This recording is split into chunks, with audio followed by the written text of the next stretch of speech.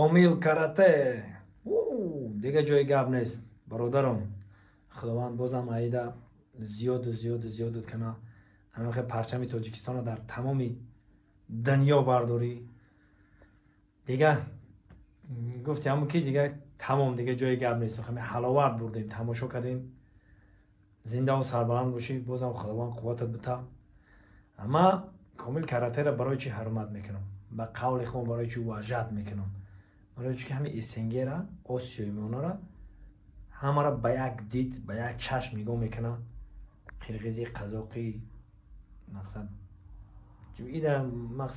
که نتیجه فرق نداره. همه میگه همه انسانیم، آدمیم، یک خیل باید زندگی کنیم. باید هر یک نفری ما فکر را در سر داشته باشیم که انسان، آدم باید یک خیل زندگی کنه. و همونه بابای آدم به دنیا اومدگیم، همون انسانیم، آدمیم.